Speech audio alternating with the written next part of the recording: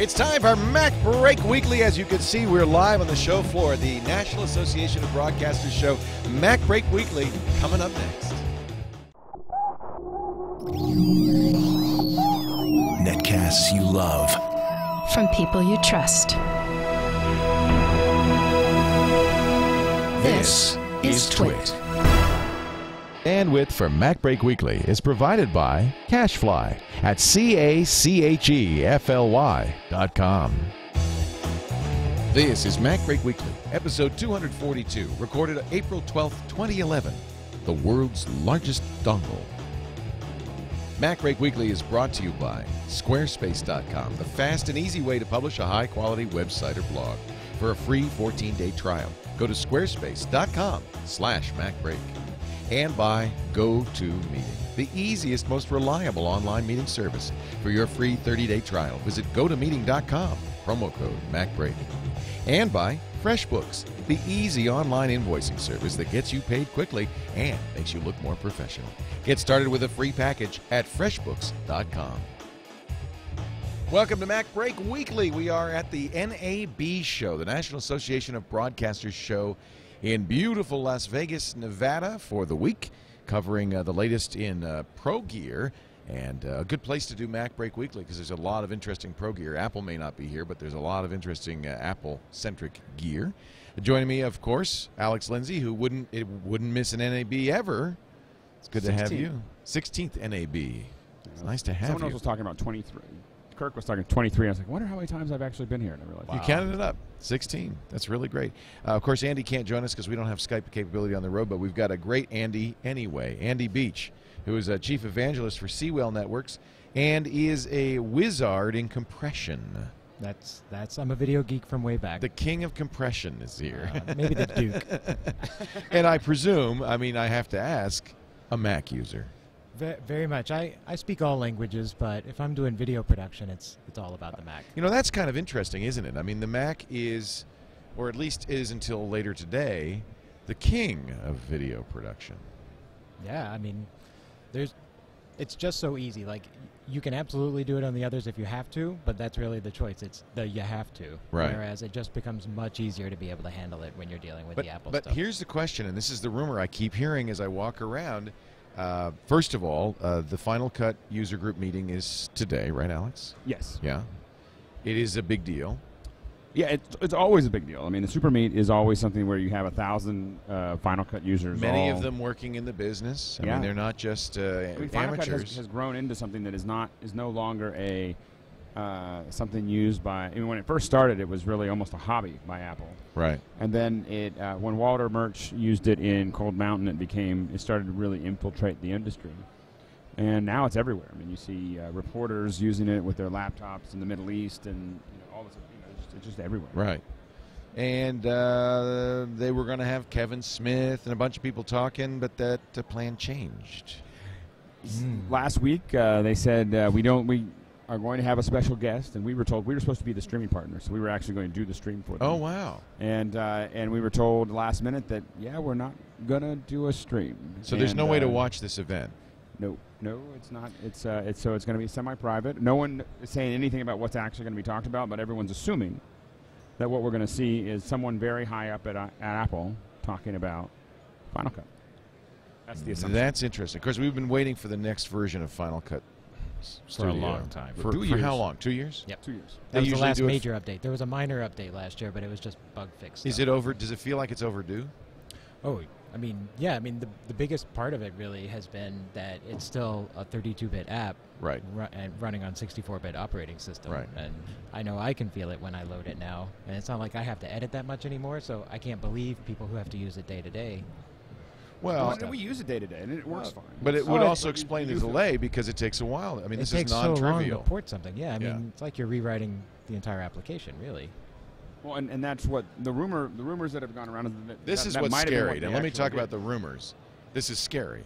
Well, you talk about the rumors. It sounds like, I've talked to several people who said there's real concern that Apple's going to dumb it down. It's going to be another iMovie shift in user interface.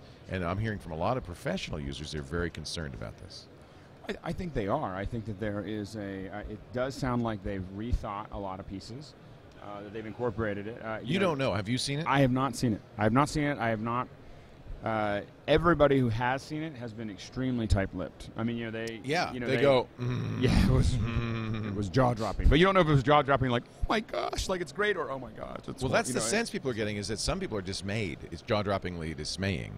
Well, yeah, and it's just hard. It's gonna, we'll know a lot more tonight. It sounds like what Apple's trying to do is start to control that conversation. So they, rather than having people constantly talking about it, now that the cat's been out of the bag and people start talking about what it could be and what it couldn't be, they're going to try to end that, have a real conversation about this is what it actually is, and try to. I think Apple's going to tonight. They're going to try to frame why they're doing what they're doing. I do think it's going to be a pretty large overhaul of the editing platform. I think that for a while, and I think that Apple in some ways has to do this. For a while, it got to a point where Avid, whether you're using an Avid, Premiere, or Final Cut, you kind of got into the same environment. They're pretty much all the same editing applications with a couple little things. I mean, I would say that Premiere integrates better with After Effects. Avid deals with large numbers of objects much better than all the other ones. And then Final Cut was it's inexpensive, the easiest to use on a Mac platform, very Mac-like, based on QuickTime. So those are the advantages, but otherwise the interfaces were very, very similar. And I think that they're all timeline-based. In fact, if you use the old iMovie, you probably kind of knew what you were looking at. It was a little more complex. Yeah, but the ripple edits and the way that you put it all together, all the little bits that you do, it's maybe a couple different keys, but outside of that, it's the same. So now I think that they're all starting to differentiate.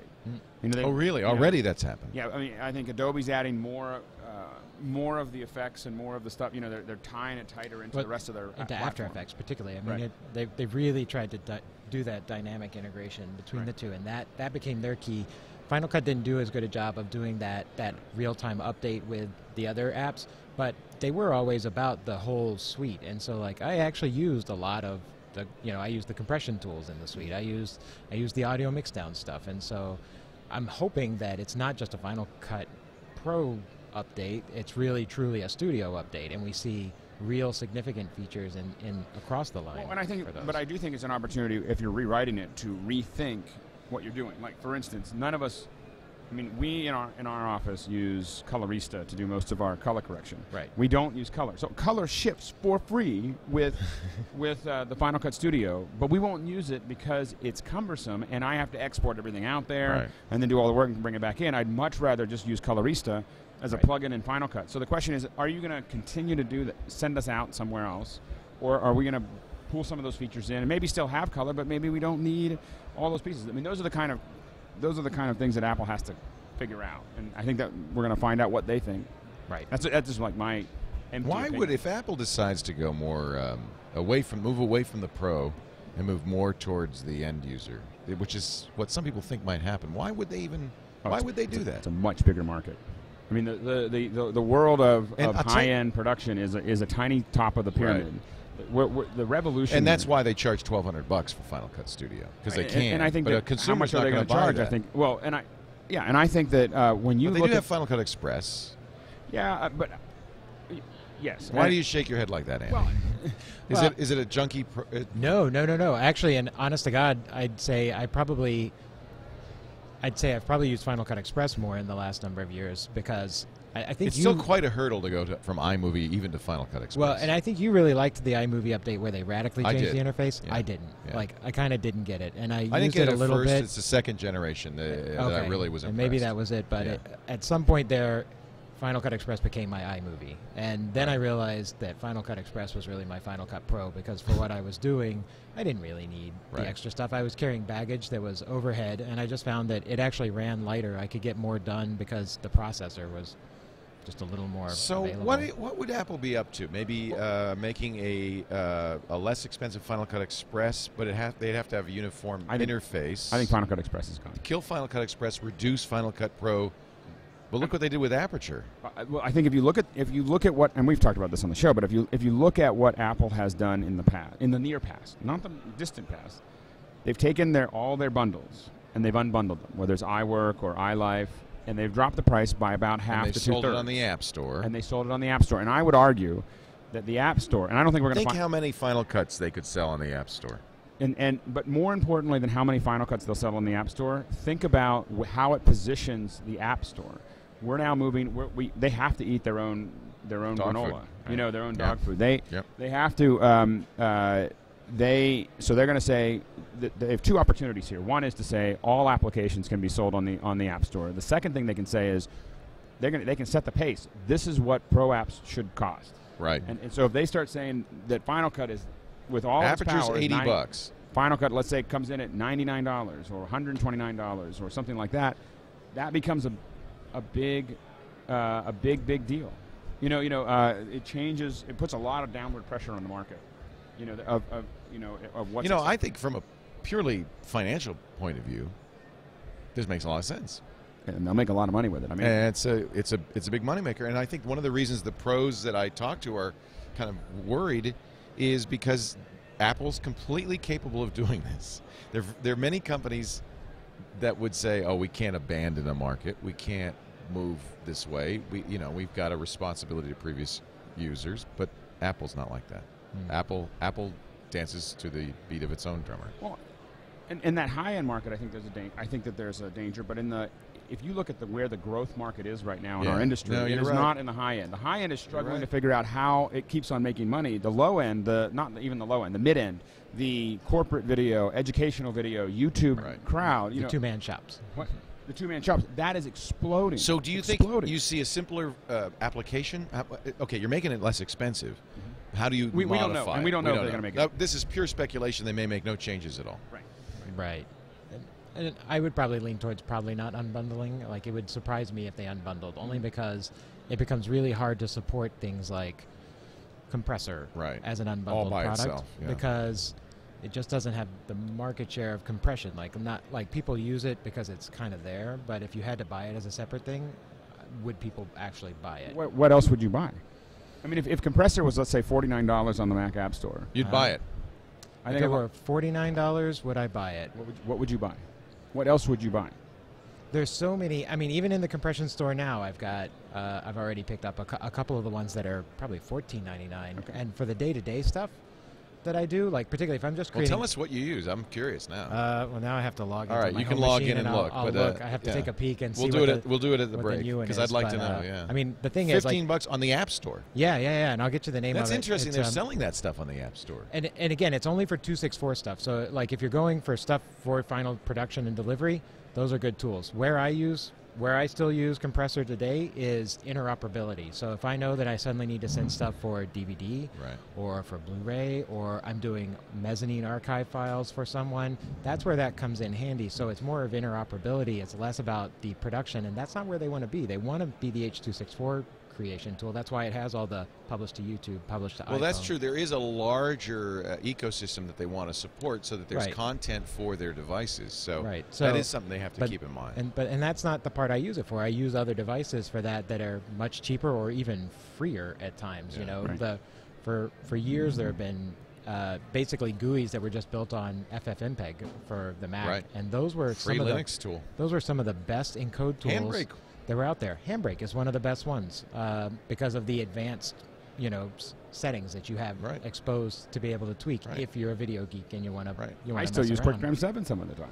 You just whenever I don't want a bunch of features, I just want to compress it, and half the time that works better than. So are Avid and Premiere rubbing their hands with glee? Are you saying, "Oh, we're going to have the pro, world all to ourselves"? Or I think they're probably sweating. I think they're jealous. Yeah, it's a mixed bag. I think that if Apple goes, they'd like to have that market. Both Premiere and Avid make low end versions of their programs. Right. I feel like they're always. I feel like both those companies feel like they're chasing Apple when it comes to this, though, because whatever, if literally Apple came out with a new version of it, everybody would turn around and go, well, why haven't you guys done that? When are you doing your version of this? and yet again, they're chasing Apple because Apple does such a good job of getting like that customer. It is a pivot piece of it. It's Absolutely. a pivot. Yes, I mean they're saying, whoop, never mind. We worked really hard to get the pro market. Right. They got Walter merch, in their pocket and worked damn hard and got a lot of people going for it. And now they're going to say, maybe not so much. Maybe, but I don't know if they're going to. I don't know if they're going to outright give up on the high-end market. I think that they're going to change a bunch of things, streamline a bunch of things, and I think there's some people are going to feel like they don't have what they wanted. And this is all speculation, of course. We have no idea what they're going to do. But I also think that it does, if they go after the middle of the market, it is an opportunity for companies like Avid and Adobe to really focus on that high-end market and make sure that they're able to serve that market, because that's going to be very competitive between the two of them. Because right now, what's been happening is Avid's just been losing ground every year to Final Cut. Right. You know, so I think there's an opportunity there. Avid's never really understood the consumer market, I don't think. And so I think that, but I think the danger is if you look at iMovie, and iMovie started to, you know, the first new version didn't make any sense at all. The second version started to add a lot of pieces. Makes a lot more sense. Yeah.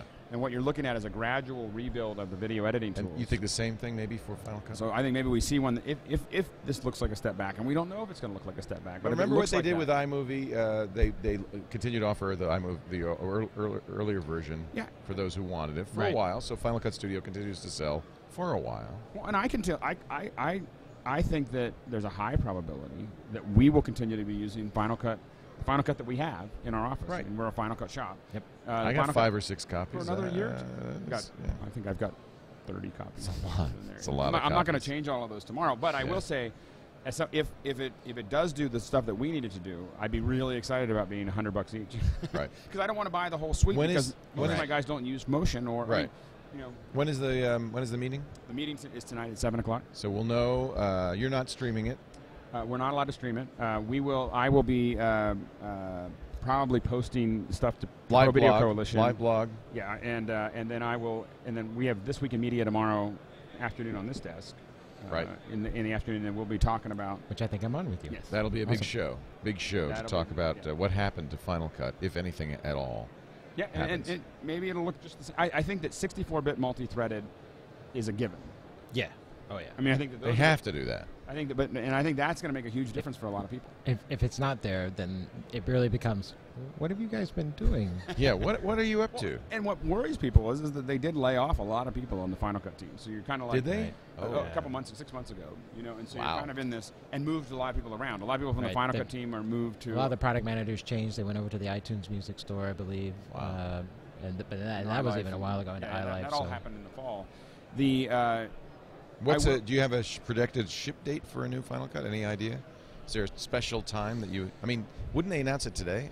I mean, this seems like the good time to do it. I think they're going to talk about it. I think that they're going to do it I think they're going to ship it sometime before the WWDC. And you think they'll unbundle?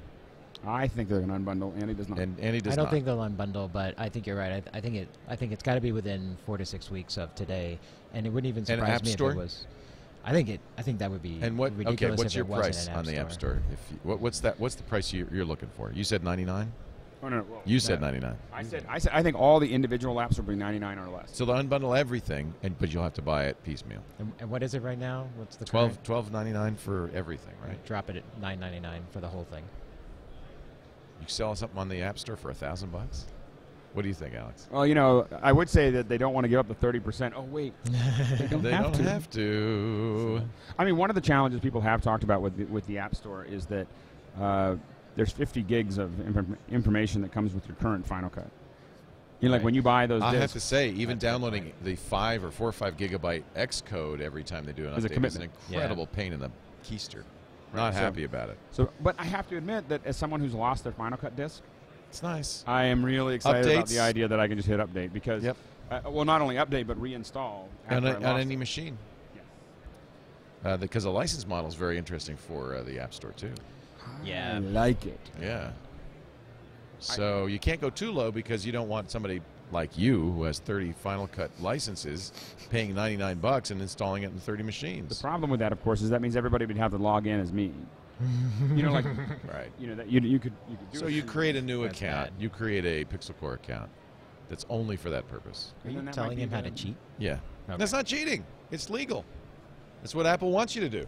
Until they fix that loophole. Well, I don't think it's a loophole. I think that's their intent. Because then because everybody still has the largest dongle in the world, a Mac. Right. You know, so the world's largest dongle. I think we have a show title. We're going to take a break. Andy Beach is with us. He's chief evangelist for SeaWell and a compression expert. Alex Lindsay, of course, from the Pixel Core is here. We are doing MacBreak Weekly live from the show floor at the National Association of Broadcasters show in Las Vegas, Nevada, baby. And, you know, every time I do one of these things, I wish we had GoToMeeting.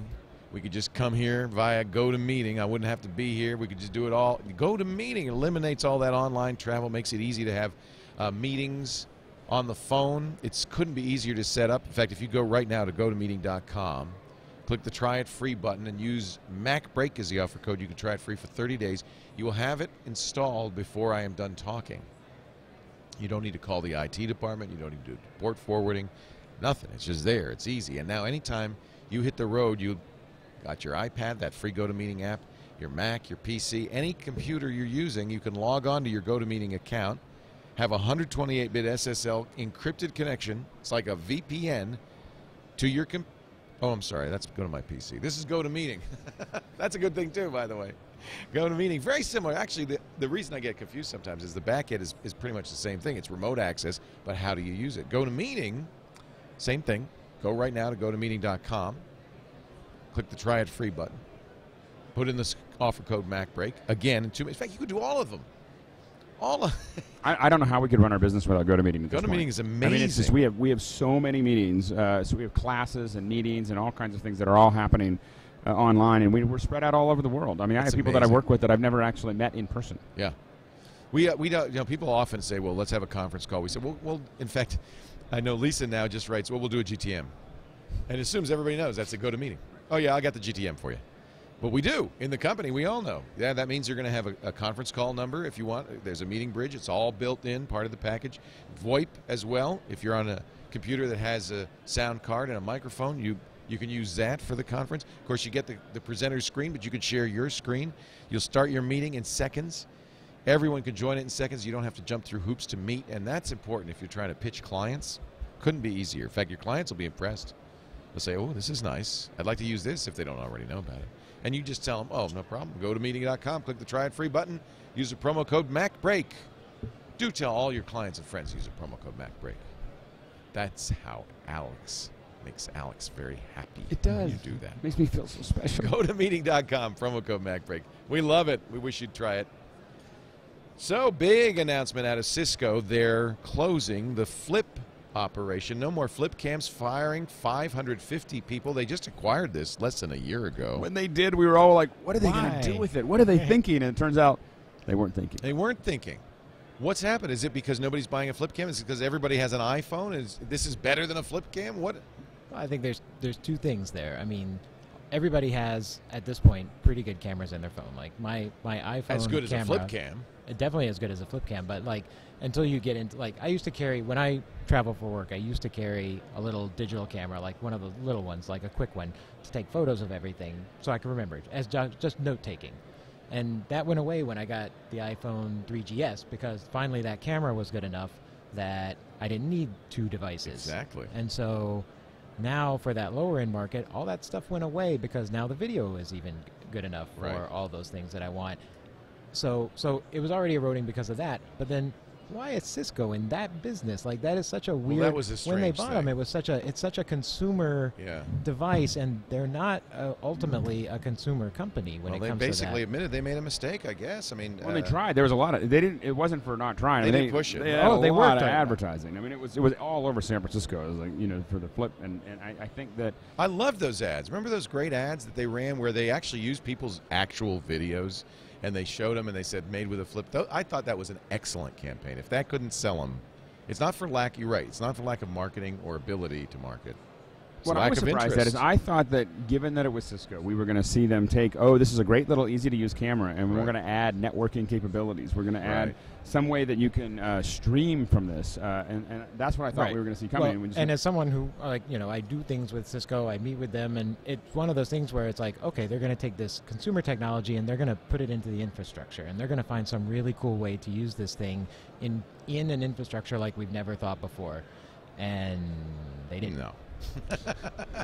and maybe they thought, and we never know why. I mean, it could have been that some of the technical things that they thought they could do, once they started digging into it, they just couldn't make the jump. Maybe that's it. You think that they wanted to make it better, but they couldn't?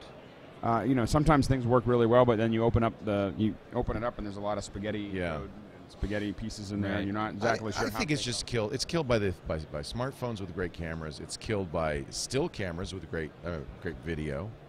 I mean, if you have a still camera, almost any still camera, you've got better reporting than a flip cam is going to give you. Why would you buy a flip cam? I bought a flip cam for my kid 2 years ago. This should have been the writing on the wall. He never used it. Yeah. I have 2 of them. I don't use it. It seems like a good idea. It seems like something you're going to use a lot. Right. And then you don't. Look at coffees magically appearing.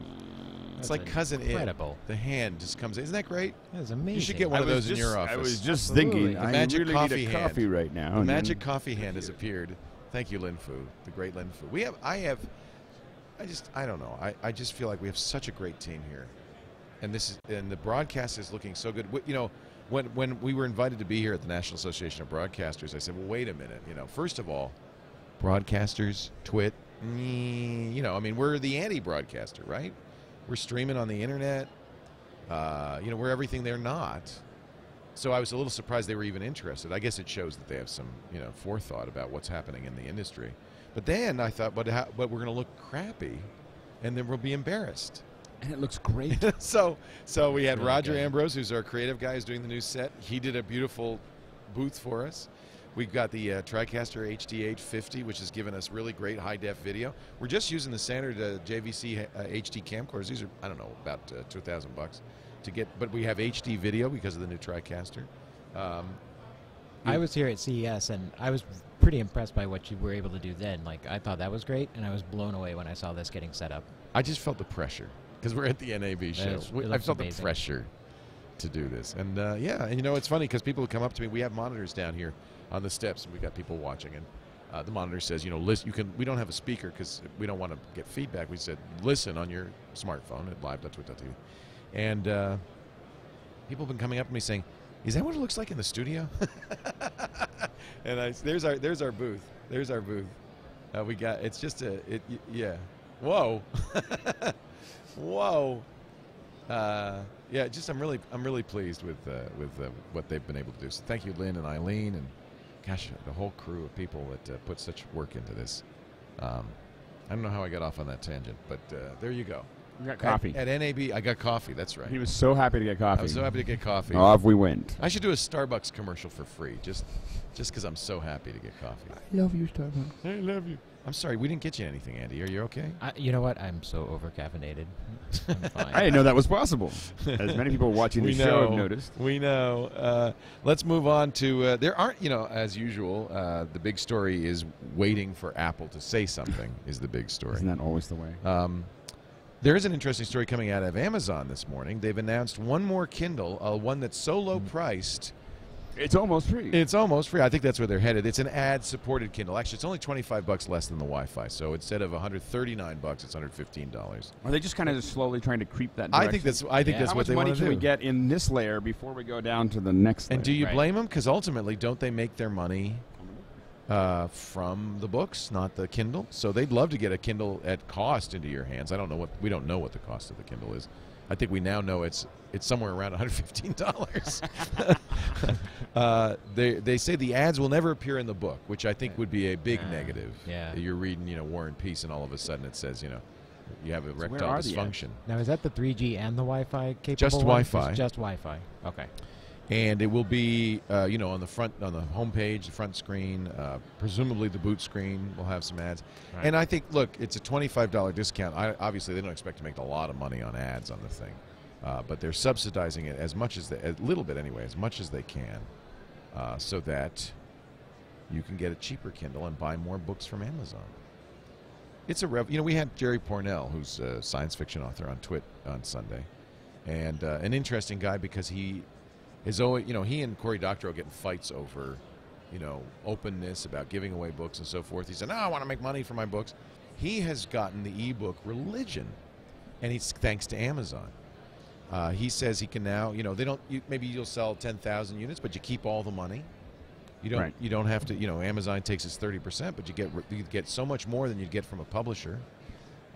And he says it's very easy to publish, so he can take existing material and republish it. Old columns. We actually got Dvorak to say he was going to take his old columns this week and make them available as ebooks on Amazon. But it's different. It's not ebooks in general. Jerry said we tried ebooks just in general. This is Amazon ebooks. Well, I'm still buying stuff on Kindle. You know, Yeah. I mean, I have an iPad. I don't have a Kindle. Well, me too. Right. Because, well, a lot of times that's the availability. But even if it's if there are other ways to get it, it's just so easy to get it that way. It is, and I think Amazon said that they're now selling more ebooks than they are physical books. Yeah, they made that move last year. So, and we talked about this a little bit. This was the thesis from Paul Thurrott on Windows Weekly that Amazon is making the move. That they're now the big dog, even maybe bigger than Apple for books. For not just for books, for cloud storage. Don't forget, for music sales. Last week we just finished moving a huge chunk of our online stuff to Amazon Cloud Drive. Yeah. I think that there is something going on here, and I think it's interesting to watch Amazon and Google, arguably Apple, as the big three moving the technology industry in a very dramatic direction. We're here at the National Association of Broadcasters show, Thunderbolt. You told me, Alex, wait till NAB. Wait till the NAB show, and Thunderbolt will come into its own. Well, here it is. Really? Yeah. What have you seen? So we're starting to see Thunderbolt everywhere, or people talking about the fact that they have Thunderbolt-enabled applications or technology previews. Over at AJA, they have obviously the little I/O Express, which is your SDI and your video interface. They have a technology preview of it, of course, working on Thunderbolt instead of an Express card. Now, what that means is in the field, I no longer have to have a 17-inch MacBook Pro just to connect a big video camera. I can use a 13-inch. I can, it changes that process. You could use what has Thunderbolt now? Just the new MacBooks. The new MacBooks, but presumably a Mini will come. So I'm going to guess that by once again by WWDC, be a good choice. By WWDC, I think we're going to see all of them. Right. I think you'll have iMacs, Mac Pros, and I just think every that they have new rev, it'll be the thing that gets added. Yeah. I think that is the upgrade for the hardware. Wow. Coming over the next six to 8 weeks. So Blackmagic already has theirs running. So they have a What's video interesting interface. to me is it's not to a hard drive. Because that's what we initially said. Oh well, this will be a way to connect fast hard drives. This is connecting other stuff. It's connecting anything that needed a lot of bandwidth. I mean, anything that needed 3 gigabits. Right. Well, up to 10 gigabits. Wow. So a lot of these are 3 gigabit devices, but what they were using before was USB 3. A lot of them were using USB 3, and they needed to have something that was going to be faster than FireWire 800. I think that's How many things can you connect together? Because you can daisy chain Thunderbolt. 7 right? total. 7. Okay. So you and most of these devices. So it's kind of like FireWire in that regard. Yeah, there's a certain limit to that, and I don't know whether there was some talk about whether they're not really using the optical cabling right now. They're using copper cabling, which I think might be limiting the number of things that you can connect to it. Yeah, they apparently couldn't get the optical working. That was the original plan, and that was what the high speed was going to be. But I think they're getting the high speed, but I think that what they're not getting is you can't bounce it as many times. Right. We are seeing some crazy fast drives. I think G-Tech is showing a technology, Sonnet. So the hard drives that we talked about. So we are seeing those. Those are definitely coming out. But I think it's interesting. It's more than just hard drives. It's other things, cameras and switchers. Well, I think that there's a possibility. It's really an external PCI Express bus, basically, is what it is. And the fact that it can be out there on a cable. How long can that cable go? I don't know what the distance is. I don't know what. I don't think it's that long, but I don't think it's. Well, if it's 7 feet, if 7 connections. 7 connectors. 7 connection, and say like FireWire, say a 3 meter. Yeah, or that's plenty of distance that's a long to get. run. Yeah. Yeah. You have to remember that when you're thinking about that distance, it's all cumulative. So if you're connecting 7 devices and each one has a you're pulling different, you have to start thinking about the length of the cable between each one because that apparently LaCie has 5 daisy chain here at their booth. 5 hard drives daisy chained. Well, and I think that you get to a point where you get a laptop. I think the big thing that this opens up for Apple is you get a laptop that just has that one connector. Like that connector connects to your hard drive.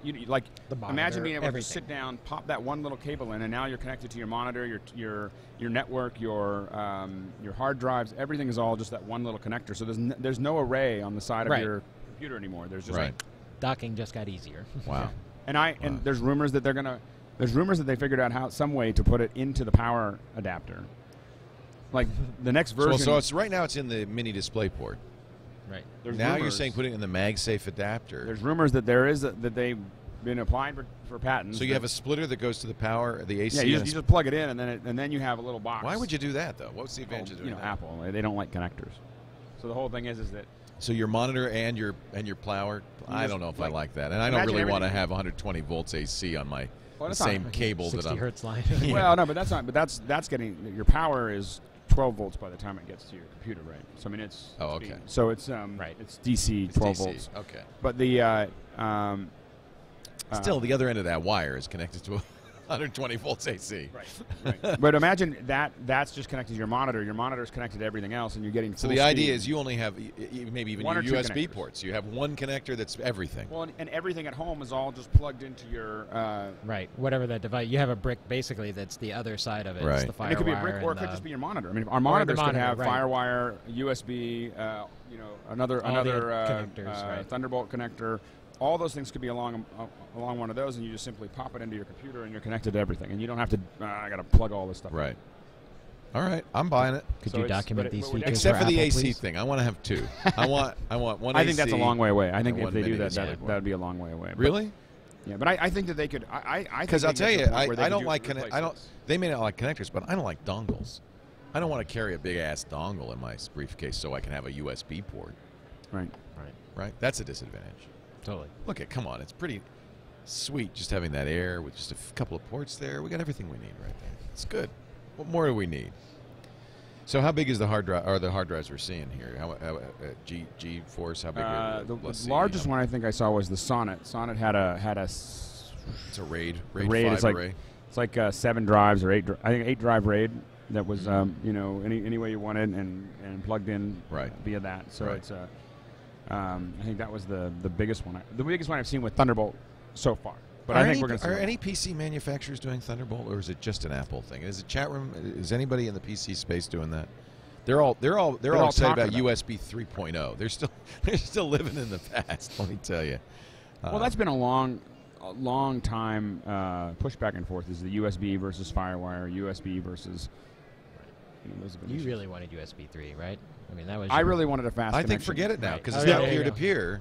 Someone asked me, they're like, "You were talking about USB 3." I'm like, "I'm done with USB 3." Right. So, You just wanted the speed. I wanted to be able to connect large cameras to a 13-inch laptop. Right. That's what I want. Gotcha. And USB 3 was the conduit to do that. And now I have a better conduit. I'm past it. All the PC guys are saying USB 3 is living in the past. What are you talking about? We don't even have it yet. Oh, we have it, but Isn't not that the everywhere. problem? Yes. The past comes quicker than ever, my friends. Yes. Right? Tomorrow's the past in some places. Well, but I think that's one of the challenges. I mean, that's the constant advantage that Apple has is they can make that decision and just do it. The problem is that Intel on the PC side can sit there and talk about Thunderbolt, and then they have to slowly persuade all these PC manufacturers to slowly Right. add those functionalities. And Apple just says, "Yeah, we'll do it," and then within 6 months, it's on every computer that Apple makes. All right. Well, remember the FireWire lesson, though. I mean, they got adoption, and then they kind of... Yeah, but But then it kind of came back. I guess I would argue. Well, number one is I think that the reason that Apple lost adoption was Apple actually. I don't know. I'm probably going to get myself in trouble, but it's 10 years old. So, the He Apple, doesn't know anything. He's just speculating. Of course. So Apple. Go ahead. Speculate away. Don't say anything that's going to get you in trouble. No, I won't say it. The Apple. So when they started FireWire, there was no, there I was say no licensing it's fees. very analogous because FireWire was created by Intel with Apple, Right. as has Thunderbolt, And what Apple did, there was formerly no. Lightpeak. When they began, there was an option to charge licensing fees, but they didn't. They didn't. And everybody incorporated it into everything. But they did retain the right to the name, Well, which no. meant all the PC manufacturers had to call it IEEE 1394. But then Apple started charging licensing fees Oh. for PCs, not for the cameras, but for Oh, the not PCs. good. That's what killed it. $2. That's what killed it. And what changed is that you then had it changed the end price. Right. The Right. end price was by $50, and Right. in a world that everything is you're Can't do that. razor sharp. What they did is that's why all these PC manufacturers Yep. stopped using FireWire. As they started using it and they stopped installing it automatically. You had to buy an extra card for that. But the thing is that here's what's important for Apple though, from home video and video, is that all these cameras had FireWire built into them, Right. and that happened. That stayed for a long time. Briefly. So if you want to connect your You camera, had to have an Apple. you had to have a Mac. Yep. So in the end of the 90s, early 2000s, when Yep. when everyone was starting to get these FireWire cameras, the only thing that you could easily plug it into was a Mac. And that's where it became like, if you want to do video, you got to use a Mac, Right. because otherwise, PCs, It actually your turned drivers out. and It probably turned out to be a very good move for Apple. some people argue that they did that on purpose. They didn't. Yeah. They didn't want the money. They They wanted to do kill it. was to Yeah. get a 2 or 3 year advantage, Kill which it on is the exactly PCs. what they got. And they did. You know. But we're living in such a different world. That's 10 years ago. Now we're living in a world where they want to redo Final Cut Pro so that it's more for consumers. They've Right. abandoned FireWire completely. They're trying to. Camcorders. A lot of us throw camcorders little have tantrums. also abandoned FireWire. Well, there's one camera left, HV40. and that's kind of off the market, right? It's still there. They're still selling They it. keep on saying they're going to get rid of it, but I Yeah, think Canon. we keep buying them because it's the only one. It's the only one that you can connect to a FireWire connection. But the problem is that you're still stuck with tape. Yeah. You know, you have to. Yeah. There's no There's solid no state solid recorder. state. Yeah. Um, Scooter X says FireWire is not abandoned. It's not. It's not. It's not. Well, okay. Yes, it is. it's on. It hasn't been kicked off the back of the caboose, but it's sitting right on the ledge. Well, and I'm sad because it died before we had a real replacement. Nah, the 800 connector was never for prime time, in my opinion. I mean, the 800 speed is what we wanted, but I that have connector all burns these out. FireWire cables lying around with the 800 connector. I know, but the 400 connector. 800 connector burns out. We've Does had it? lots of failures with it. We've had lots of, it's Mine not, never stay connected. The 800 is the one that will always pull out of a device. Mm-hmm. I can always get a 6 It falls pin. out. Yeah. Oh, and like the slightest You wiggle, look at it and and it it goes, just, I give up. I didn't really want to be connected. which is very painful when you're It's transferring big files. extremely painful right at the end. Yeah. So is Thunderbolt the be all and end all, or there are other? There's fiber channel and Yeah, but they're really That's- expensive. Right. That's solutions. crazy expensive. I mean, that's well, Yeah, so I mean, I think that Fiber as well. Thunderbolt for the right. low to I didn't medium see a high. lot of Thunderbolt stuff out there. It's only been out It's for early 3 weeks. early days. It's Really, it's is it very just 3 early weeks? Has it been 3 weeks since they announced God, it, or my maybe brain more? is on I think it's so a little more than that, but it's such early days. I think it's one that it's definitely going to get some traction though. I mean, it's pretty cool. Yeah. Every I like storage company that I Yeah. talk to out there, I mean, everyone Right. making medium sized, they're talking Like, about it. They don't Storage have one. It will definitely start with storage, which is kind of what FireWire did, and then but I think Apple Display doesn't will make pick it up. I a think others computer are with an gonna pick it up. external SATA, an eSATA. You can add an eSATA No, to your Mac yeah. Pro. No, they're which going I to tell have you. done. They're going to tell you that the answer is Thunderbolt. Thunderbolt. You know what's funny is there's actually What an it would be eSATA. sad is a continued bifurcation between the PC and the Mac world, because PCs are eSATA and USB 3, and Apple, I could see now the writings on the wall. You'll never see either on a Macintosh. No, absolutely not. Probably not. You'll see Thunderbolt. Yeah. What's interesting is that that there's an eSATA port on a Mac Pro. I know. I've used Right. it. You It's get a behind. little It's extender. like hidden. Yeah. It's like hidden behind the fans or whatever, and you Mhm. dig way in there and you pop your little. I've cables used in it. and That's really annoying. I know. It's annoying. It's worse to know that they put it on the board, But just didn't give you access. and then just Right. didn't yeah. put it somewhere. Griff, external. somebody sells. Let's Yeah. see. Somebody sells a little. There's a it's couple just an cards. Yeah. extender, basically. Right. It just doesn't do anything. It just extends it so you can reach it. Right. There are, and somebody in the chat room saying this, you could theoretically do Thunderbolt USB 3, Thunderbolt eSATA. All of that's capable. There's nothing that prevents you from doing that. You could have a Thunderbolt on one side, and just an eSATA. Like you could make a little cable, and probably Right. connect it. Right. So, Maybe a box. so Thunderbolt Cool. could be a universal solution. Do we know if Apple is charging a license fee for it? We don't know. I don't think they No. are. Not yet. Oh, yeah. You got, if you're a PC manufacturer, you're saying, yeah, sure. First one's always free. Yeah, sure. Yeah, exactly. Sure, I'll buy that. All right, we're talking about Macs. Believe it or not, we are. We haven't said a word about the iPhone. It's true. It's a shock. We're talking about Macs and more on MacBreak Weekly. Live from the NAB Show in Las Vegas, Nevada. Alex has been trying to get me to go to NAB for years. You finally got me Aren't out you here. having fun? I'm having a blast. It's a fun You know what's show. nice? Big It's toys. It's toys. Yep. Have you been to the Central Hall? That's where all the real toys are. And as I wander down, it's like, in fact, Liz, I was walking around with Liz, and she said, "You need an Amazon wish list for broadcast supply gear." She said, "People would buy you stuff." She said, "I would like a Jimmy Jib." Did you see the Johnny would Jibs? I did. Right outside it, between Yeah, here. yeah. I would like I one of think those. we should get one. Well, how much are they? 15 grand? No. They have one with a remote head for $6,800. Okay, we'll split it. Yeah, I'll split it. Yeah. Okay, it's done. It's done. And So- can you put an EX1 on there? Yeah. And then you use the joysticks. It's got the joysticks. It's got the weights. It's got the whole thing. You know, poor Brent. Brent was walking around. You know the shot that we show you every once in a while of the booth. I finally figured out how Brent's doing that. He's putting an EX1 on a really long pole. There it is. He's got it on a pole. He walks around with a pole. Now, if he does very, very. He's very good. Just think of what he could do. If he had a jib, we could have swooping shots going all around. It'd be great. And it's Brent and I looked at that together. And then I also would like the Segway Steadicam. It's a Steadicam on a Segway. Expensive. I know, I want it. Today, this afternoon, I'm putting on one of the Steadicam has a jib on a Steadicam. I'm putting it on. You lie. No, I'm going to put it on. You lie. I'm going to put it on. Okay, so I should explain what a jib is. First of all, Steadicam is a rig that you strap on and then you hold the camera and it holds it steady. A jib on a Steadicam would be a crane attached to your chest. Be like a big pole coming out of your forehead. No, you're lying. There's no such thing. Betcha. I'm putting This is a big old April Fool's joke. This is something like Think Geek would it. All right, I believe you. You don't have to show me. He's pulling it up on his iPhone. Hey, I mentioned the iPhone. This show brought to you by our good friends at FreshBooks. If you are in business for yourself, if you're a consultant, if you need to send out invoices, you know, I don't have to tell you what a pain in the keister it is. It's just no fun. And the upshot of that, well, you don't do it, or you do it late, and that means what? You don't get paid, or you don't get paid on time. FreshBooks makes it actually actively fun to send out invoices. I know because I started using it. I've been invoicing for years. I started using it in 2004 when they started. Amber MacArthur told me about them because they're a Toronto company. I said, yeah, that's what I need.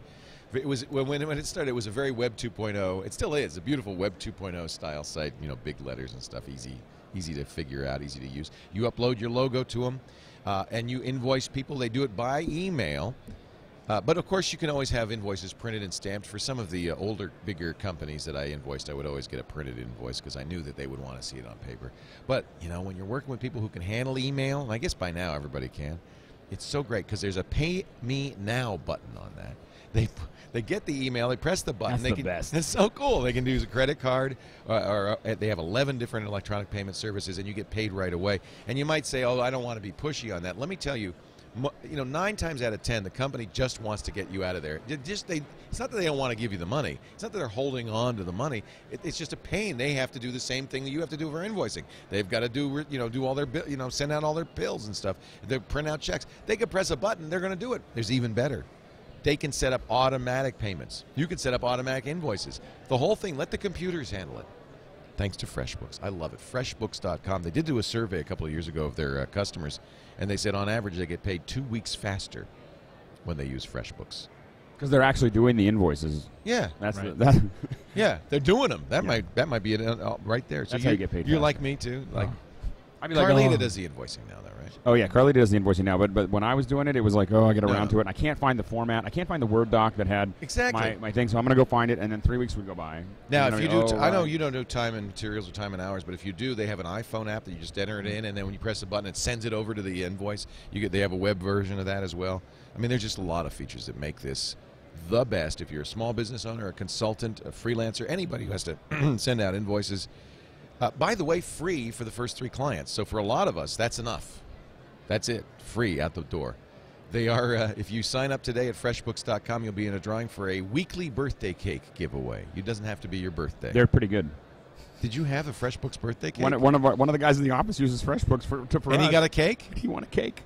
And there was a good cake? It showed up, and it was a good cake. I was like, wow, they really do send out these cakes. That's really good. Yeah, it showed up. The whole office had it. It was great. I love that. FreshBooks.com. Sign up today.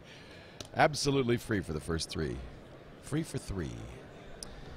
Moving along in our very truncated agenda, I wish Apple would do more stuff. There's a new Steve Jobs bio coming out next year.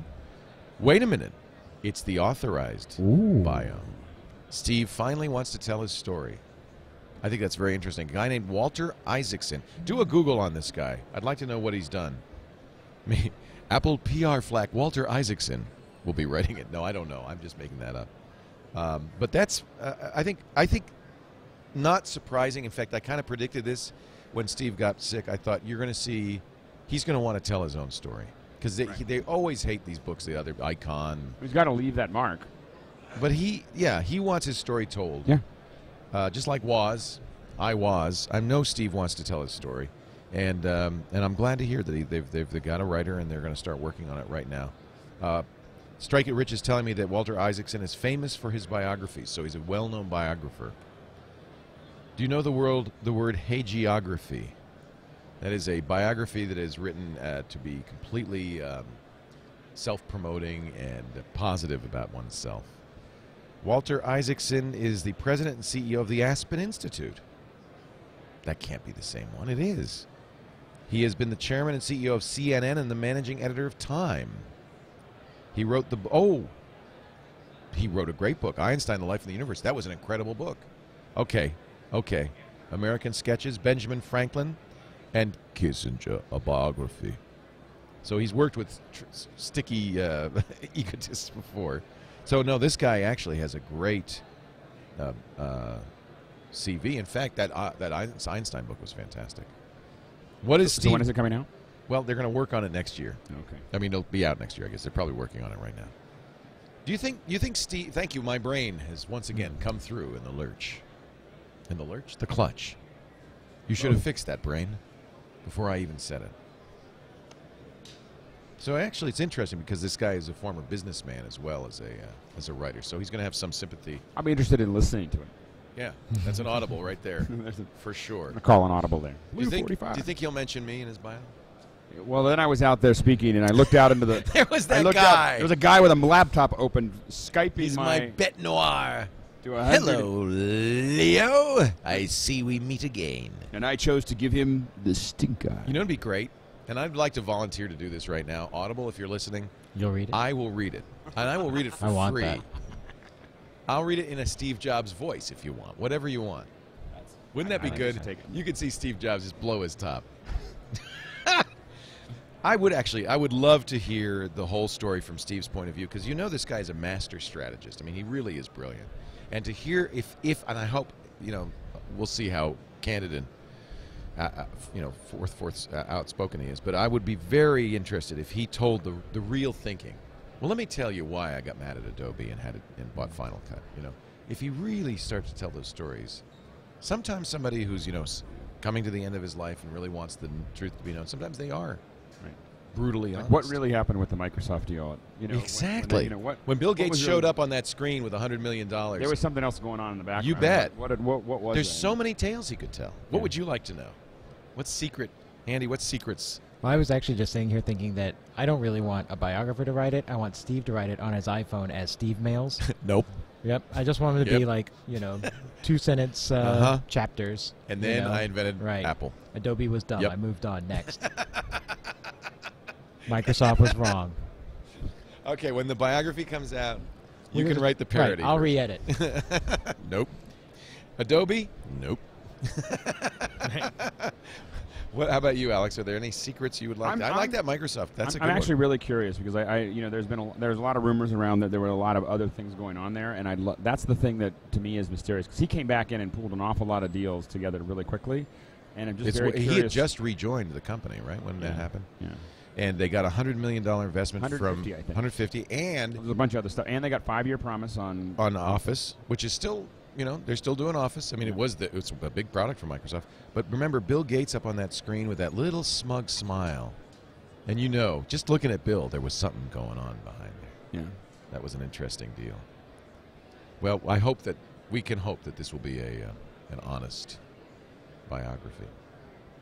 Steve Jobs also, I guess it's from Steve. Let me look at this, the source of this story.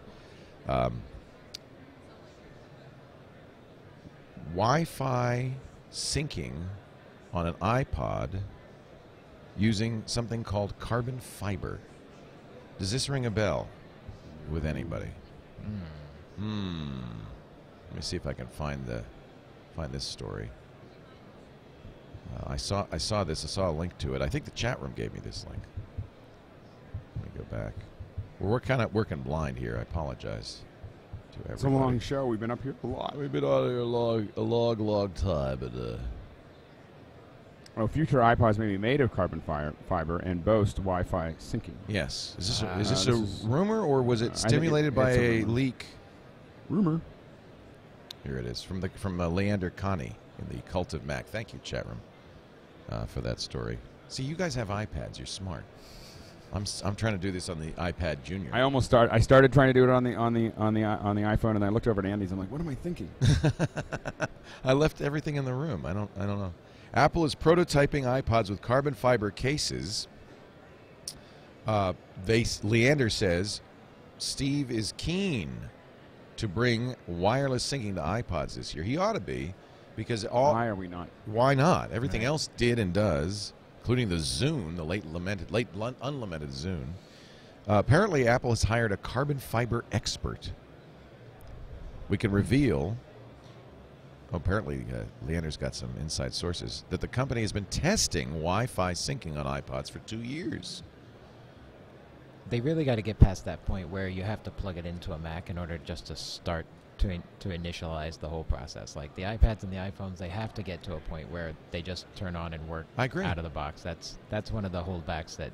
Well, I don't see how you can call this the post-PC era if you can't use the damn thing unless you connect it to a PC. I don't get that. I don't get it either. There are lots of issues, Leander says, with syncing over the air. Apple engineers have been having trouble with reliability, signal strength, case design, and battery life. Well, I'll grant you all of that. I have over-the-air syncing on all my Android phones using a variety of different programs like Double Twist. And it's certainly not a way to get a large library onto a phone. It would be okay for time to occasional updating, but it's not ideal. I wonder, though, with Amazon Cloud Player, if they ever get that for iOS, or apps like Mog and RDO and Rhapsody, if we even want to put music on our devices going forward. I wonder really what the future of the iPod is in general. If everybody has an iPhone with I'm still, I have to admit that I still. You have an iPod? No, I have an iPhone, but I mean, I still listen to the music on my iPhone locally. Well, you like to buy music, but I. No, I don't. Well, I don't. I mean, you like to own it. I mean, you like to own it. I don't. I got a Zune because I didn't want to own it, but what I didn't. Right. But every time I was with the Zune, you couldn't. You would find out that your 30-day thing had run up, and it wants to renegotiate your, whatever, to show that you paid your $14.95. So you have to connect, and then you can't connect over Wi-Fi. You have to plug it into your computer, and I'm like in London. And the computer that it was connected to is in San Francisco. Right. And after that, I just put the Zune away, and I was like, okay, forget it. So they hired this guy, Kenny Kestrel. He's the former president of Kestrel Bicycles. He's like the guy on carbon fiber. And the reason carbon fiber is Wi-Fi goes through it as opposed to the cases that they're using, the metal or the plastic cases that they're using. So do we think that I wonder if it'll improve our cell strength as well. Well, wouldn't it be great? And carbon fiber is tough. I like carbon fiber. It's fine. For what we use the phone for, I'm sure it's better than glass. It probably bounces. Yeah. Apparently, Steve Jobs recently sent an email to a customer saying the iPod Classic is not going away. We thought it might be. It's a one-of-a-kind. I have one. So this is kind of following on a long-time conversation on this show. September. Normally, they announce iPods. We thought maybe they'd announce iPhone 5 in September. Concurrent with an iPod announcement, or maybe not even do any more iPods. But if you're going to make it out of carbon fiber, that'd be pretty cool. Oh, there's still a market for iPods. I mean, there's still plenty of they people still sell them. Oh yeah. The market's down a little bit. A lot more iPod touches than iPods. Right, and that's true. I mean, go ahead. Look at So, X Knight says the iPod cardboard would have excellent Wi-Fi characteristics. Would be slightly flammable, but it would work as long as you didn't get it near the stove, and didn't get it soggy. I just think that the future is a 3G or 4G enabled device, whether it's your phone or not, that streams music from these services. That I know you like to own the copy, but I don't know if you can call owning a digital copy owning it anyway. I don't like to own the copy. It's just that I spend a lot of time when I'm not connected. But Right. It's becoming less and less and less. Well, all of those services connectivity allow you to and download. bandwidth caps. Those are the two big problems. Bandwidth caps is Bandwidth absolutely caps is the an big issue. one. Yeah. But all of those services allow you to download copies for offline purposes. Mog, Rhapsody, and RDO. All three of them. Right. I'm using Mog lately. It's funny. I was talking about RDO. I've talked about it on this show. RDIO. These are all three iPhone apps. Or you can listen on your computer or your other device, if it has an Android, perhaps something like that. Sonos even supports Rhapsody and Rdio, and apparently Mog soon. The reason I moved to Mog, somebody in the on the Twitterverse said you should try Mog, 320 kilobits streaming.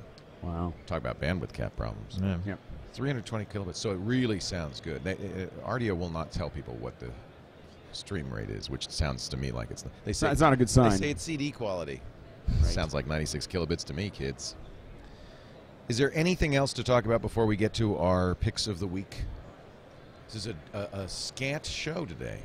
We might actually do an hour-long MacBreak Weekly. It's crazy. Wow. No, forget it. Say it isn't so. Wait until we get to the picks. Yeah, because there's quite a few things out here we might want to pick. Yes. Alex has been shopping. Am I been drooling? Oh, man, if I were a billionaire, I'd come to a conference like this. I will have 2. And I imagine Scott Bourne doing something like that. Just coming here and saying, yeah, that, and have it delivered tomorrow. And you could build such a cool studio. I was talking about this before the before we did the show. Ultimat, you know them, green screen guys. They have a big green screen cove there. And AccuWeather, who provides weather information to television stations. And actually, I didn't know this, but I guess they do a lot of technology for these TV stations so that the weather forecaster can stand in front of a green screen and stuff. They were demonstrating. You've got to go over and see this. It's both in the Ultimat and the AccuView booth. They're a few hundred feet apart, but the idea is you could do this anywhere. They've got a woman in front of a screen, not a green screen, a projection screen in the Ultimat booth. A guy in front of the same projection screen in the AccuWeather booth. And they merge the two together, and they look like they're standing in the same set. They can interact. They can interact with the digital screen, so they can drag things around. They can throw digital objects at each other. They talk to each other. It's really an interesting virtual set technology because the two people can be in different places but look like they're standing, like you and I are right now next to each other. In fact, I think, Alex, you are actually at the AccuWeather booth. Well, I am. I didn't want to tell you. I didn't know you do. I think I would buy that right now. No, because Skypeosaurus, that's the new Skypeosaurus, right? It's pricey. Is it? Well, there's Did a lot. You check it out? I'll go check it out. I can sure tell you it's if you're starting to sync those things up, it's not going to be $10. No. So they're in a world of $50,000, $100,000, $200,000 solutions. But what is exciting here is to see a lot of these. RDO, by the way, says it streams at 256 kilobits. I apologize. I thought that they did not say because I was trying to find out. Go ahead. But this is like the next step from what CNN did with a holographic person. It's the same idea, except they're not glowing. Well, the telepresence is something that I was talking to an engineer in Canada, and he said they have a central control unit, I think, in Vancouver, and all these little towns in Canada that are too small to have a staff. They literally have remote control cameras, and the host is sitting in front of a green screen, and it's going back in real time. So you got to get it goes in green screen from the studio to the central hub in Vancouver, where it's keyed, edited, all the stuff is added to it, and then it gets pushed back to them and then transmitted locally for the local TV network. Wow. So the thing is and all there is like a person and like someone who like turns the room on. That's the. Well, that's what I need, actually. Yeah. For my house in Cancun. So anyway, it's a crazy, and you're seeing all those technologies. And a lot of them are really expensive right now, but the technology you're talking about, 5 years from now, is something that you and I can actually afford. Truthfully, and that's what I look at this stuff and I go, well, now I know you can't do it. Right. Let's watch and see how long before I can afford to. And let's figure out how we can do most of it.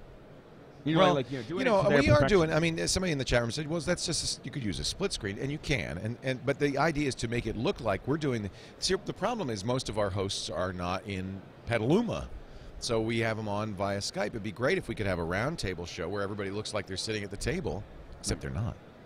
We're working on that. We're going to take a break, come back with your picks. I don't know, Andy, do you want to do a pick for us? Hardware or software? You pick something you like. I found all my compression apps, so I've got a couple. Oh, good. That's great. That's actually a really good $14.95. Actually, it's $9.95. $9.95. Coming up in just a little bit. But first, I'd like to thank our good friends at Gazelle.com. I know you're eyeing those new gear, that new stuff. Maybe you'd like to get a new gadget or a gizmo. Maybe you were holding off on the iPhone. You want to get a Verizon iPhone 4. Maybe you've got an iPad 1 and you just were hungering for an iPad 2, but you're thinking, well, really, this is for you, Andy. You're using iPad 1 there in that Dodo case. I recognize it. Maybe I could get an iPad 2 if I could just get a decent price for my iPad 1 and subsidize it. Well, let me tell you about Gazelle. GAZELLE.com, just like the sprinter on the African veldt. Right? That's a gazelle. It's like a ungulate. Yes, it's very fast. Okay. It's very fast. Yeah, see the horns in the Gazelle logo? That's the Gazelle. It's got the stripy horns like that. Anyway, Gazelle is a great company. I think they're so cool, and we know a lot of people who have used them. I've used them. I get tweets a lot and emails a lot from people saying, hey, I heard about Gazelle on MacBreak Weekly, and I tried it, and this is really awesome. If you've got a gadget, we all do, lying around that you're not using anymore, go to GAZELLE.com and enter in that gadget. They do all sorts of kinds of, smartphones, MP3 players, e-book readers, laptops, cameras, gaming consoles, GPSs, thousands of, over 200,000 different unique items in 20 categories. They will tell you what it's worth. They even show you, it's really fun, a graph as the value has gone up and down, so you can see if it's starting to plummet. Maybe it's the time now to get rid of that old device. They'll tell you what it's worth. They'll ask you some questions about its condition and so forth. They will give you a mailing label. You put it in a box. You put the label. They pay the postage, and it goes to the Gazelle experts. Now, they do a couple of things. First of all, they validate that it is in the condition you said it is. Believe it or not, of course, sometimes they'll say, no, it's not. I'm going to give you less money. But often, and they don't need to do this, but they do, I've heard people many times say, yeah, I got more money than they said they would give me because it was in better condition than I thought. You were just being conservative. Yeah. So they really are, and they're really a conscientious company this way. They'll also wipe data. So if you send them something that has data on it, they understand that. They understand it's complicated. They do it for you, so you don't have to worry about your data. And then they send you a check. Or you can get a credit from a variety of PayPal, Amazon, Walmart gift cards. Actually, if you do the Amazon gift card, this is a little tip. You get a 5% bonus on the cash value. Because Amazon, I think, gives them an affiliate fee or whatever. So that you get even more. And I'm going to tell you in a second how you can get even more. Let's say you want this Kindle. You want the new Kindle. You want the advertising-based $150 Kindle.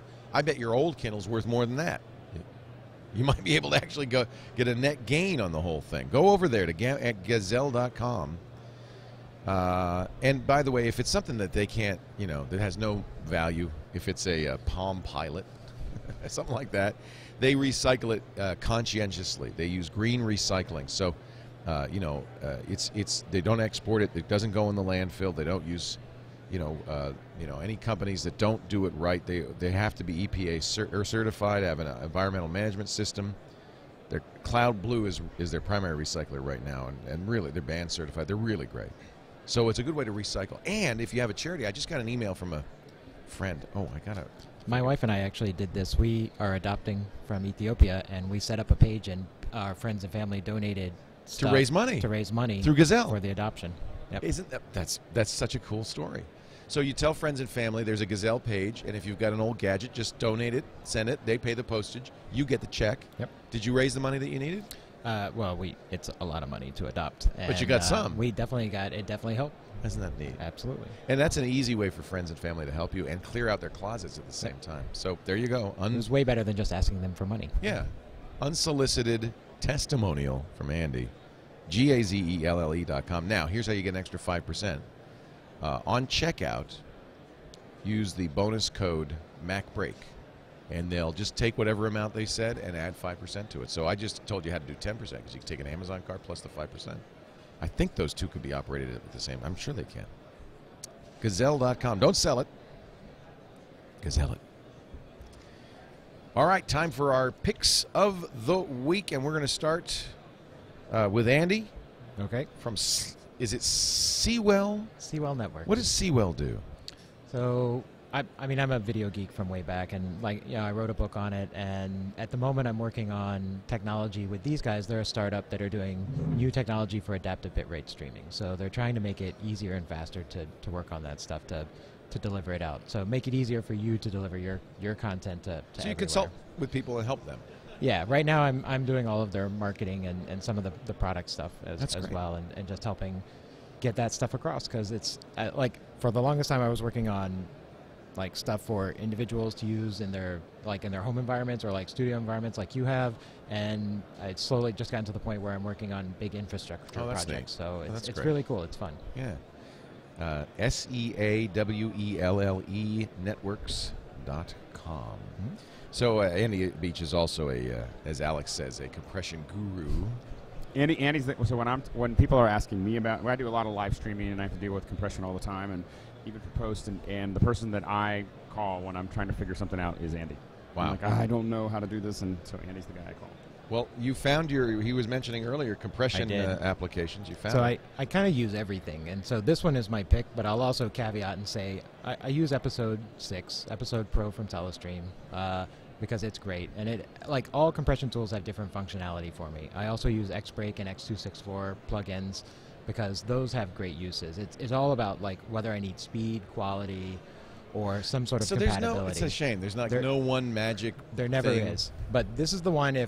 This is the one that even my wife can use if she wants to quickly convert something. And if I just want to get something to play back on my TV, on my desktop, on my phone, my iPad, even give it to a friend to play back on some other device, this is the one.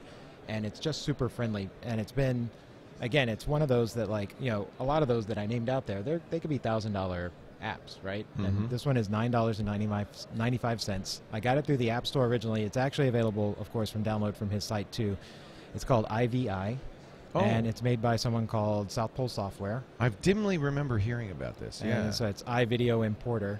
And what I really like about it is there used to, back in, you know, one of the first good FFmpeg GUIs was Visual Hub. Right. Like that was the we super miss easy. Visual Hub. Really miss that. Love that. I covered it in my book. This is like the modern version of Visual Hub, if you will. But it's even gone further because you're able to set up watch folders and automate things and have it do that extra level of things. You can also, if you're importing off of a disk, it can handle the subtitles, it can do the multi-language. It'll reach out to to databases and grab all the metadata, so it's tagged appropriately as particularly if you're doing like a whole season of TV shows, like I'm just getting ready to take a 40-hour flight to Africa.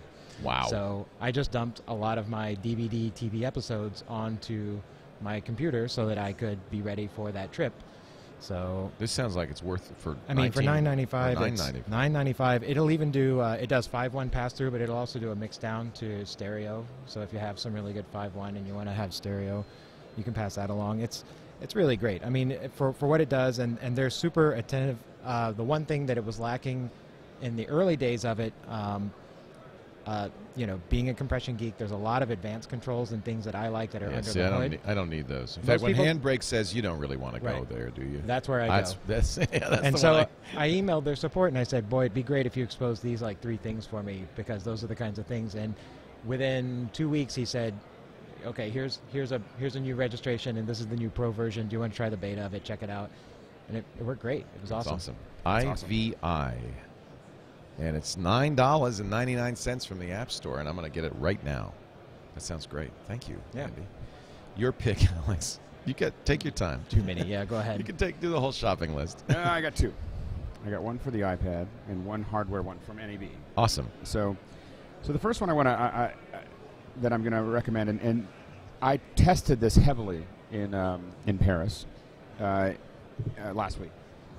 There's a lot of mapping software. So here's the issue: is you go to another country, and now you are stuck with 50 megabytes, and you think that 50 megabytes is going to be a lot of transfer time, and in like 3 days or 1 day, you've used up almost all of your time just using Google Maps.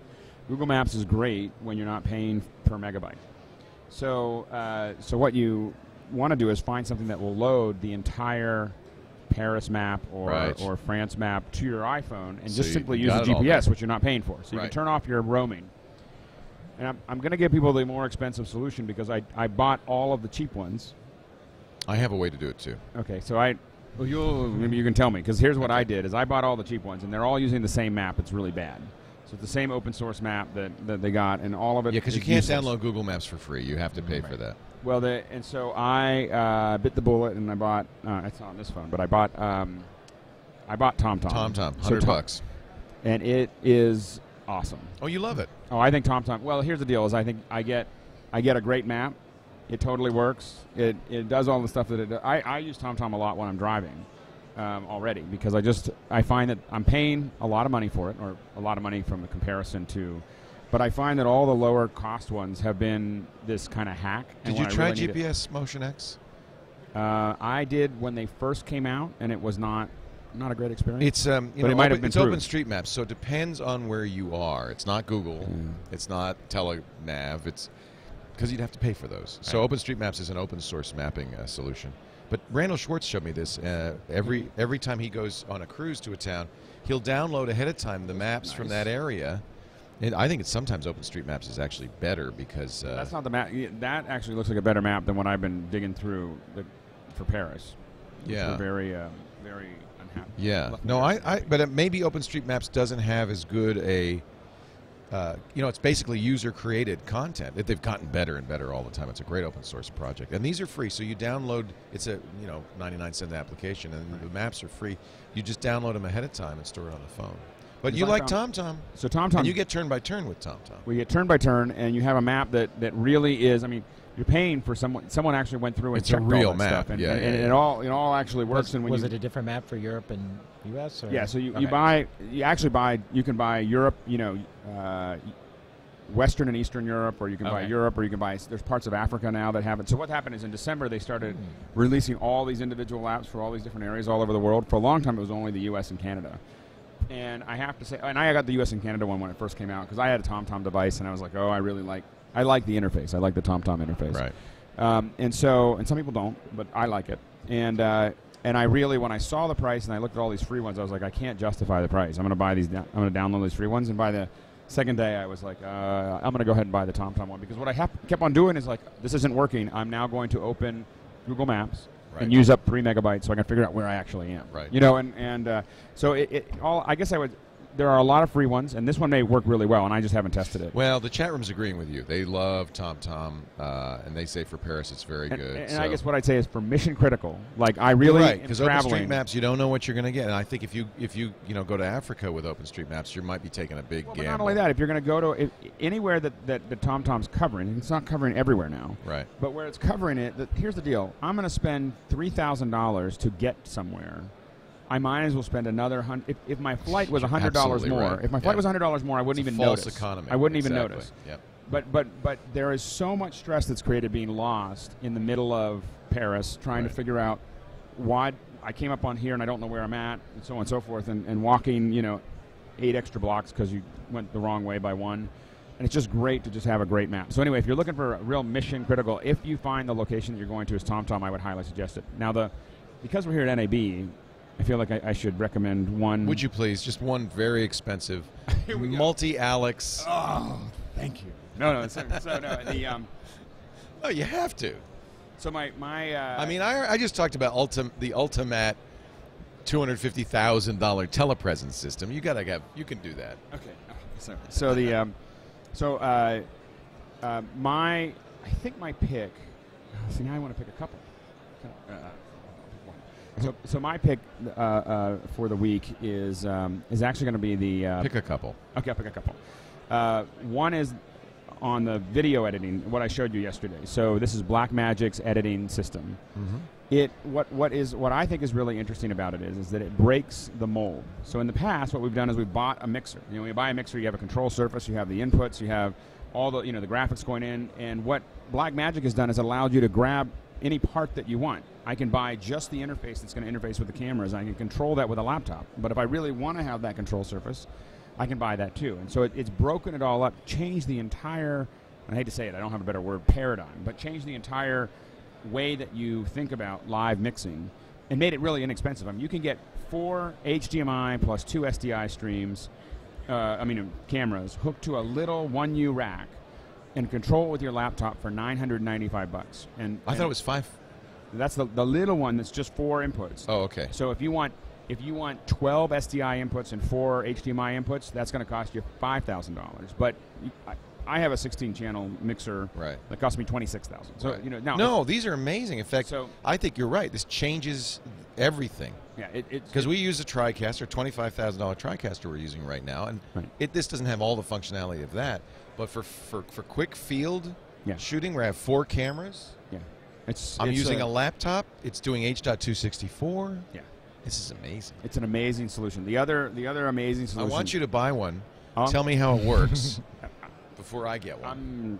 You're my guinea pig. I'm working on it. I'm working on that. So I'm waiting for them. They should be released in the next couple months. The other one that I was really excited about was sound devices. I brought that over yesterday. It's a portable recorder. And You've talked about this before, actually. We didn't talk about a MacBreak, but yeah, we talked about it. I thought it was a pick. You did a sound devices pick before. No, but this is a video recorder. Oh, it's video. That was audio, the last one. Sound devices, up until yesterday, they were audio. They were an audio company. And they still are an audio company. So what you get is great audio. Right. You have total control over the audio. You have great limiters. You have all the things that you want out of that. But on top of that, you got SDI and HDMI inputs, time code, and it's all done. So does this replace the Key Pro, for instance, which is what we use to record, what we're using right now to record? It is a competitor to the Key Pro. How much did we pay for that Key Pro? $5,000? $4,000. It is a different version of that. The Key Pro does things that it doesn't do. So the Key Pro does up-down cross solutions. Yeah. Up-down cross solutions. There's a bunch of things that the Key Pro does do as far as in and outputs that they're not done. But what I will say is that in the portable device, it's got an LCD screen. You can use any SSD drive and just drop it in. And it's built. We have so much sound devices stuff in our office. It's built to last. Those really seem robust. They are always robust. And so anyway, those are two of the things that I have been pretty darn excited about. So those are my picks from NAB. Okay. How about you, Leo? Okay. What did you say you got, Leo? By the way, the chat room's saying it's $3.99 for your IVI. Yeah, and I was looking at that, and I double checked the site. So there's a kind of a dumbed down version, a little slightly more simple version that doesn't have some of the subtitling and the mixed down stuff. That's the $3.99 version, and it's just IVI. Then there's IVI Pro, which is $9.95. So you're recommending Pro. So right now, I would recommend either. If you want the subtitling, the one nice thing, IVI, the lower end one even does the metadata capture, so it'll go out and scan like IMDb and grab all of the stuff and tag it for you automatically. I like that. That's pretty cool. And that's really convenient. And so if that's enough, then go with the $3.99. But if you want the extra, go with the $9.99. Like $10, just cut out 2 lattes and you're done. Like, come on, it's dinner. Right, it's a software tool. Come on, Dinner if you eat it in and out. This guy's hard at work. He deserves that. $10. I agree. Spend the money. My pick is from a company called Reinvented Software. I've been using them for a while for their feeder program, which is what we use to create our RSS feeds. It's a great, Reinvented Software. They do a program. It used to be called Keep It Together. I think Andy might have mentioned this in the past. I was doing research on the web a little while ago, like last week, because I had this fantasy that I was going to buy a boat, and so Where did that come from? How can you do? The question is, can you do shows off a boat? That was the question, and so I wanted a way to tax write-off, right? Yeah. Well, I just wanted to be able to say I'm on a boat, but I wanted to collate this information. It's a variety of things, including PDF magazines, websites, files from all over, into some sort of document that I could use to, store it, refer to it, search it, and everything. And I've used in the past DevonThink, which is a fairly high-end and a good solution for this. But I never liked the UI for DevonThink. And I found this from Reinvented. They really know Mac software. It's called Together now. It used to be called Keep It Together. The only thing missing, and I really wish that they had an iPhone or I think they're going to do an iPad version of this. $40 in the App Store. And it is basically a way to collate all your research and information. You can encrypt it. You can store it in a Dropbox, which I do, which means that it's available to me on all of my devices via Dropbox. It will make PDF versions of everything, including web archives, bookmarks, and notes. So you can read it in other, you could use Goodreader, I guess, on the iPad until they come out with something. But I find it very nice for tagging, color coding, organizing, and searching through data. I was able to create, subfolders of blogs, retailers, web reviews, magazines, and so forth. And they have a little, when you have it running in the background, they have a little tab on the side of the screen that you could just drag stuff to make it very quick to drag stuff, web pages and so forth, over into it. So it is really kind of a research tool that I really liked. I looked at Scrivener and a lot of other programs that let you do some of these similar things. This seemed perfect for me. It does sync with MobileMe. It is, and this is nice, completely Apple scriptable.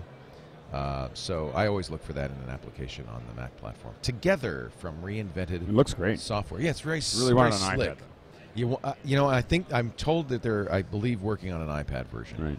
Right. You're exactly right. You really need it on an iPad. It is. I do so much of my research on my iPhone or my iPad. Yeah. Yeah. Wouldn't it be nice if you could just kind of boom and If save they're it all in there, set. and then you'd have it on your desktop? Exactly. Yeah. Exactly.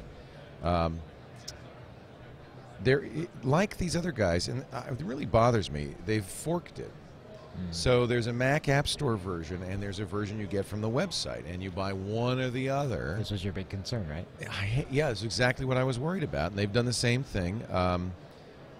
The advantage to buying it in the App Store is updates, multiple machines. I mean, I really like that. Unfortunately, the App Store version is missing the ability to print PDFs two together. So it adds that print to PDF function, adds a together item to it, and that just bugs the hell out of me. They actually they take features out of the one in the Mac App Store. Well, they're getting 30% less. Maybe that's the rationale. I don't know. I wish people. This was my fear that the App Store would do this. It is in fact doing it, and IVI does the same thing. They've got I don't know if it's feature identical or if it's forked. You know, the program I talked about last week, Alfred. Because there's no in-app purchasing, they can't sell the full Alfred on the App Store because they want to have an in-app purchase that allows you to add more features. I feel like this is gonna happen in a lot of different. I think it's a transition because I hope so. Because I have to admit that I'm not. I mean, there's going to be a point where I stop buying apps that aren't in the App Store because I just don't want to deal with. Well, exactly. I don't want to deal with all the reinstalls. Exactly. So I bought the Mac app version and forego a feature. Producer of IVI says they sell it outside the App Store because they can update it faster. Of course, you have to wait for Apple to allow an update. And so if they want to update a fix, they're going to do it on the website faster. And you can't do DVD ripping on the IVI version in the App Store for obvious reasons. For the App Store version, Yeah. right? Which I think is why the Pro version's only on his website. That's why I'm going to the website to buy that one. Right. Hey, everybody, thank you so much for joining us. Hey, it's really great to meet you, Andy. Andy Beach is the guru of compression and obviously a MacBreak listener. Ardent fan. So we really appreciate your coming by and helping us out on the show. I'm only sorry I didn't have stick-on sideburns so that I could fully take You over need a hat. all of the Andy skills. I'm sorry. We I will also can't sing in Russian. Well, so. you had some much-needed real-world experience, shall we say. So thank you, Andy Beach, for stopping by. And again, SeaWell is SeaWellNetworks.com. Alex Lindsay was with the Pixel Corps. Boy, this is the place for the Pixel Corps if you're interested. If this kind of stuff sends you, go to pixelcorps.com, become a Pixel Corps member. And if you want to watch their streams, they're streaming live. When we're not, you are. From pixelcorps.com/live. You're going to do a party tonight? We are. What you doing tonight? We are going to do a little bit of streaming around the event, the big event, but we're not going to be out streaming the final event. cut user group meeting Before is tonight. and after, but not. Apple not will during. probably make a big announcement, but if there is one, we'll be talking. Pixelcorps.com/live right after. I'm sure there'll be a lot to say. And unless they NDA everybody in the room. And today, later this afternoon, we'll be posting it on Twitter, but on.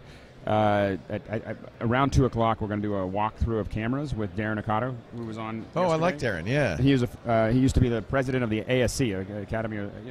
So he's in the Academy's Research Council on cameras and so on. Research, so this is like we're really going to talk cameras.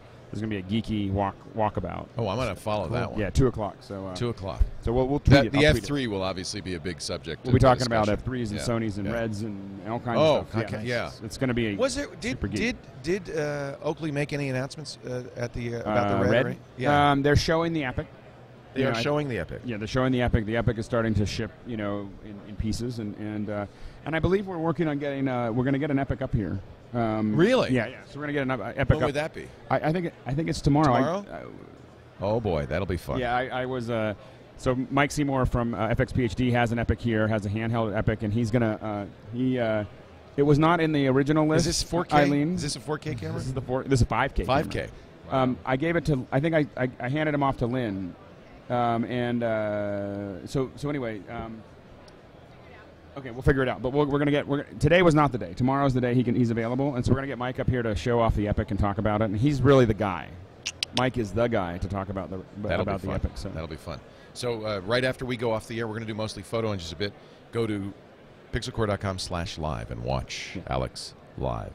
As relaxed as we are, your stuff's even more relaxed, which I love.